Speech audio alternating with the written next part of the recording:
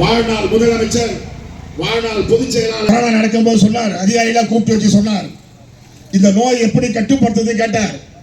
யாருக்கும் தெரியல, எப்படி பண்றது தெரியல, என்ன மருந்து கொடுக்குறது தெரியல, மருந்தே கண்டுபிடிக்கல.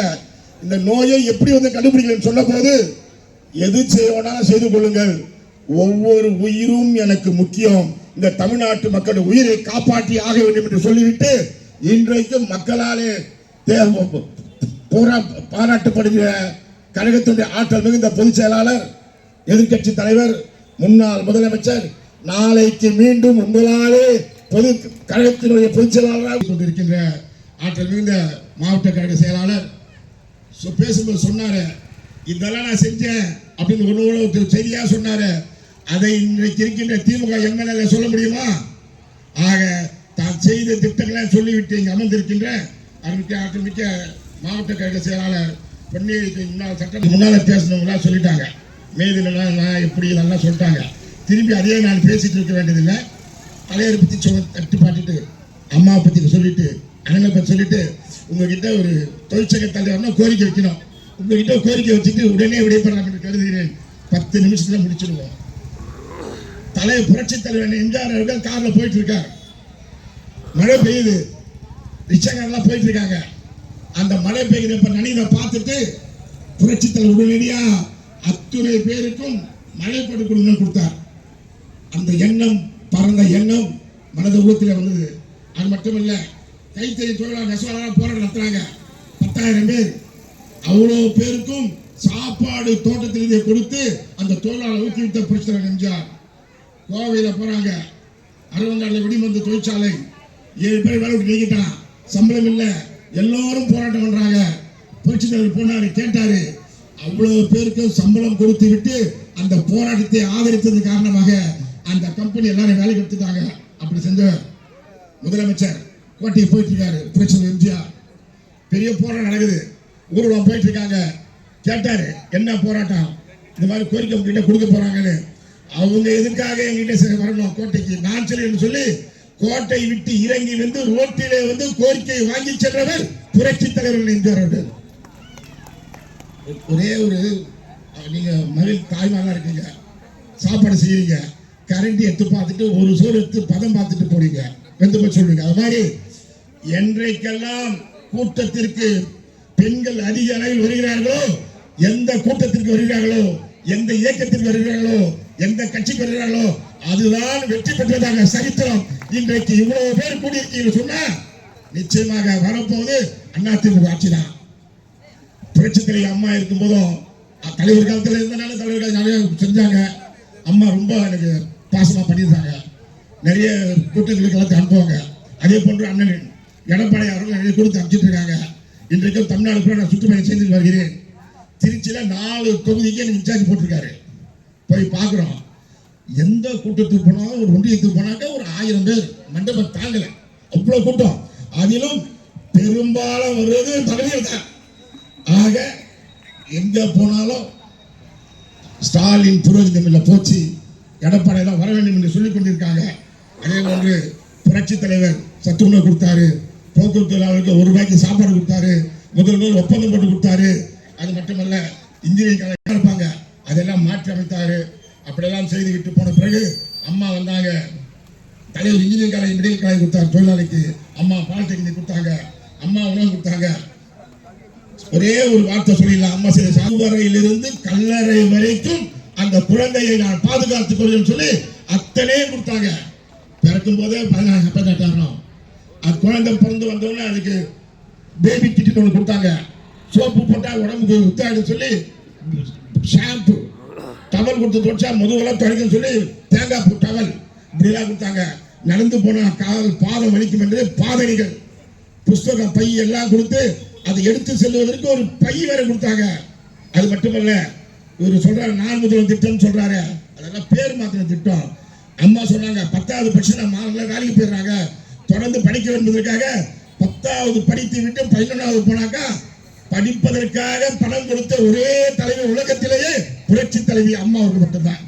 அதுக்கு நண்பர்களே, முன்ன பேசணும் சொன்னாங்க, காவிரி தண்ணி ஒண்ணுனாங்க, உண்ணாவிரதம் முதலமைச்சர் இருந்தாங்க, 3 நாள் உண்ணாவிரதம். அண்ணன் பலராமலாம் இருந்தாங்க, நம்ம தலைவராக இருந்தாங்க. நாங்கள் பக்கத்தில் இருந்தோம். டிரான்ஸ்போர்ட் தொழிலெல்லாம் 1000 பேர் நாங்கள் இருந்தாங்க. யாரோ சொல்லி பார்த்துறாங்க அவங்ககிட்ட, அம்மா 3 நாள் ஆச்சுமா, தயவு செஞ்சு வந்துருங்க. டாக்டர் சொல்கிறாங்க பல்ஸ் போயிடுச்சு, வாங்க முடிக்க சொல்லுங்க. முடியவே முடியாதுன்னு சொல்லிட்டாங்க. தண்ணி வராமல் எழுந்து பண்ண சொல்லிட்டு அதற்கப்புறம் சுற்றுலா இங்கே வந்தார், கொடுத்தாரு. ஆக அப்படி போராட்ட குணம் கொடுத்த புரட்சி அம்மாவோட வழியில் வந்தோம் நம்ம. அதுக்கு அடுத்து புரட்சி தமிழ் எடப்பாடியார் வந்தார். அம்மா செஞ்ச திட்டங்கள் அத்தனையும் செஞ்சு கொடுத்தாரு. அது மட்டும் இல்ல, தொழிலாளர்கள்லாம் சொன்னாங்க, டாக்டர் என்னங்க இந்த நோயை கட்டுப்படுத்துக்கு என்ன வழின்னு கேட்டபோது கேட்டாங்க, என்ன பண்ணலான்னு கேட்டாங்க. தொடக்கூடாது, நேருக்கு நேரு பார்க்கக்கூடாது அப்படின்னு சொல்லிட்டாங்க. அப்படி என்ன பண்ணா, எல்லாம் வீட்டில் இருங்க, அவ்வளோதான், வெளியே வராதிங்கன்னு சொன்னாங்க. வீட்டில் உட்கார வச்சுட்டு 8 மாத சம்பளம் கொடுத்தாரு. ரேஷன் சும்மா ஃப்ரீயாக கொடுத்தாரு. 2000 கொடுத்தாரு. எல்லாம் கொடுத்துட்டு இதெல்லாம் போட்டோம். நமக்கு பொங்கல் திணிக்கும், பொங்கலுக்கு கரும்பு எல்லாம் கொடுத்துட்டு 2500 ரூபாய் கேட்காம கொடுத்தாரு இல்லைங்களா? அன்னைக்கு இப்போ ஸ்டாலின் சொன்னார் 2500 ரூபாய் கொடுக்குறாரு. அவங்க அப்பா சொன்னா கொடுக்குறாரு, இன்னும் ஒரு 1000 ரூபாய் சேர்த்து 5000 கொடுக்குறாரு. நல்லா பார்த்து கேட்டுங்க, 2500 1500 சேர்த்து 5000 அவர் கணக்கு அப்படி சொன்னார். ஆனா அவர் ஆட்சிக்கு வந்த உடனே ஒன்றுமே செய்யவில்லை. தொழிலாளர் பிரச்சனைகள் அத்தனையும் 100 நாள்ல தீர்க்கிறேன்னு சொன்னாரு. இன்னைக்கு போக்குவரத்து தொழிலாளர்கள் பட்டியலோடு இருக்கிறான். ரிட்டையர்ட் ஆகி 10 வருஷம் பணம் கொடுக்கலாம் அவங்களுக்கு. அது மட்டும் இல்லை, ஈவி தொழிலாளர் அரசு ஊழியர்கள் நம்ம வெற்றி வாய்ப்பு இழந்தது கொஞ்சமா. ஒரு அண்ணன் சொன்னாங்க 4000 ஓட்டுல இந்த சிறுவனியம், இந்த அண்ணன் பலராமண்ணா வெற்றி வாய்ப்பு இழந்தார். ஒரு பூத்துக்கு 15 ஓட்டு வந்தா இங்க வந்திருக்கோம். அடுக்கடுக்கா சொன்னார் சாதனைகள், இதெல்லாம் செஞ்சேன்னு சொன்னாரு. அது மாதிரி அவர் மீண்டும் வந்திருந்தா ஒரு வாய்ப்பு, அமைச்சராக வாய்ப்பா இருக்கும், நமக்கு நிறைய கிடைச்சிருக்கும். ஆகவே அது நண்பர்களே,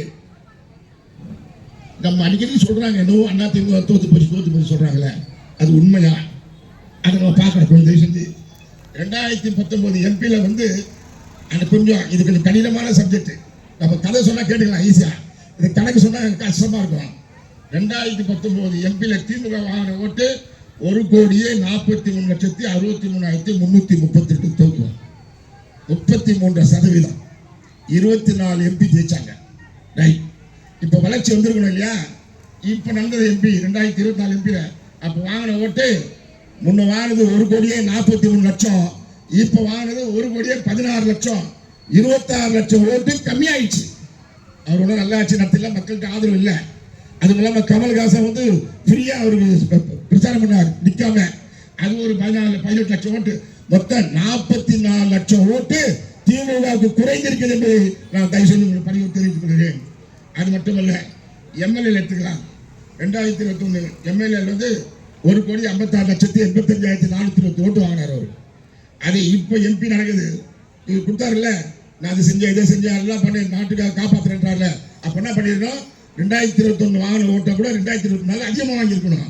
ஆனா என்ன நடந்ததுனாக்கா, எம்எல்ஏ 1,56,85,240 ஓட்டு வாங்குறாரு. ஆனா எம்பியில 1,16,82,546 ஓட்டு வாங்குறாரு. எவ்வளவு கம்மிங்க? 39,95,770 ஓட்டு, 40 லட்சம் ஓட்டு குறைச்சலா வாங்கியிருக்கிறார். அப்போ மக்கள் கிட்ட அவர் இல்ல, திமுக இல்ல. அது மட்டுமல்ல, சரிப்பா நம்ம கதை நான் சொல்லுப்பா, அண்ணா திமுக 2019 83,07,340 ஓட்டு வாங்க 2019 எம்பியில. இப்ப 2024 எம்பியில என்ன வாங்கிருக்கோம்? குறைஞ்சு போச்சா? இல்ல, 88,79,597 ஓட்டு வாங்கியிருக்கோம்.